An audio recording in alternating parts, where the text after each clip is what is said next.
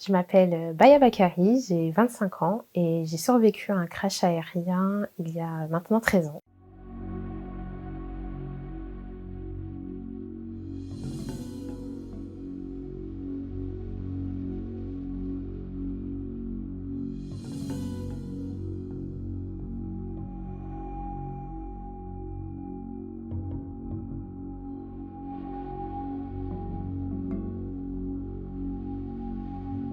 Le vol s'est déroulé de manière normale. On nous a annoncé qu'on allait bientôt atterrir.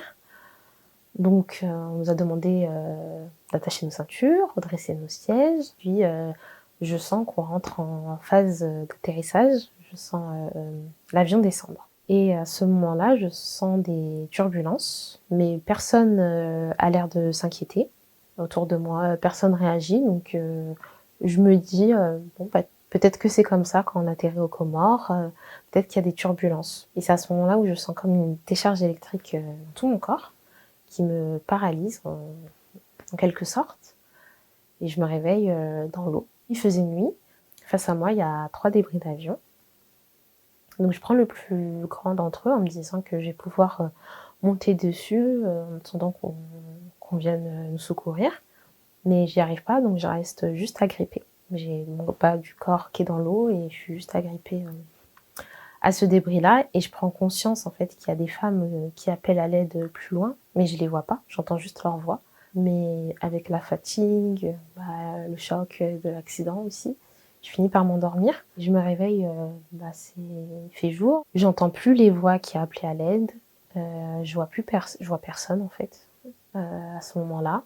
Je suis juste moi, toujours agrippée à mon débris. Je vois au loin la silhouette de l'île et j'essaye de nager, mais c'est assez compliqué puisque la mer était très agitée ce jour-là. J'ai un fort goût de kérosène qui revient sans cesse en pleine bouche et j'ai l'impression de faire du surplace. Naïvement, je commence à me persuader, alors que je savais ce qui s'était passé la nuit, je me persuade que tout le monde est arrivé et que je suis la seule à être tombée au final de cet avion.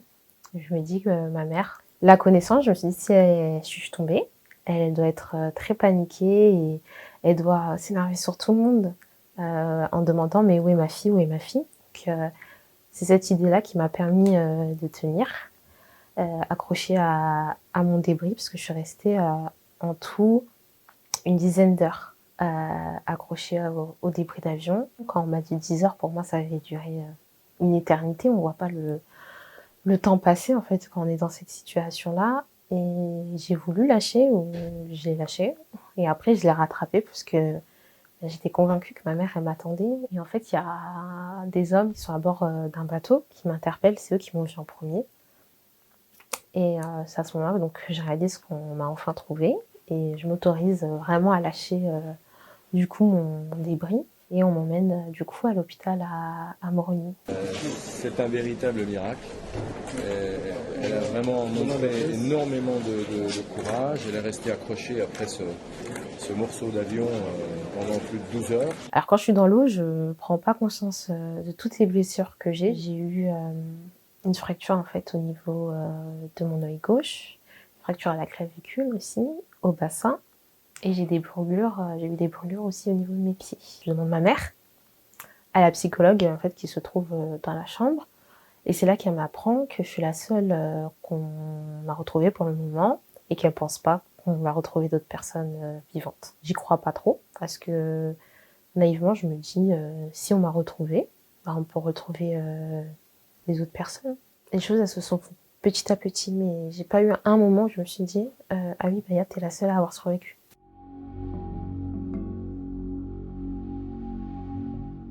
Les heures passées dans l'eau, ça je pourrais jamais oublier.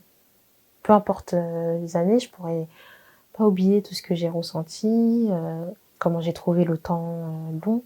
Les souvenirs, les choses qui se sont déroulées dans l'avion, bah, petit à petit, malheureusement, elles partent. J'avais une volonté, à un moment donné, c'est une expression que j'ai employée au tribunal, mais de mettre tout ça dans une boîte et de l'enfouir au fond de moi.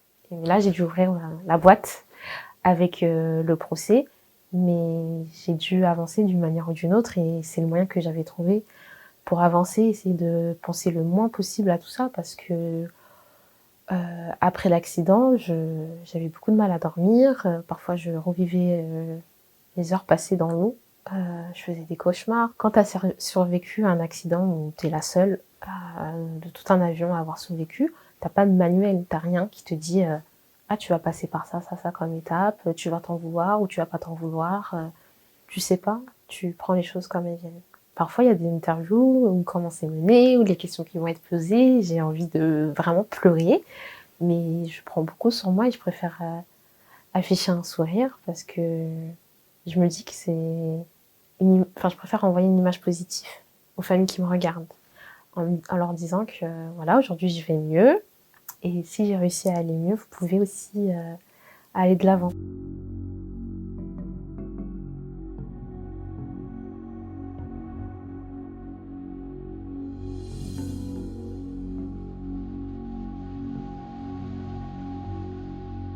Oui, oui, il nous apporte des réponses. Après, j'attends le verdict. Mais tant que la justice n'aura pas désigné, on va dire, la compagnie, si elle est coupable ou pas, pour l'instant, je suis pas soulagée. Je ressens pas un soulagement ou cette sensation de pouvoir tourner la plage et laisser tout ça derrière moi. Il n'y avait pas de représentant de la compagnie? Alors moi, j'étais pas surprise parce que ça avait été annoncé en amont qu'il n'allait pas avoir de représentant. Avoir quelqu'un qui nous écoute, déjà dans un premier temps, ça aurait été une bonne chose. Qui présente des excuses, parce qu'on peut présenter des excuses sans engager sa responsabilité pénale. Et on n'a jamais eu ça. Je n'aurais pas survécu si tout le monde avait disparu. Je ne sais pas si on parlerait autant de cet accident.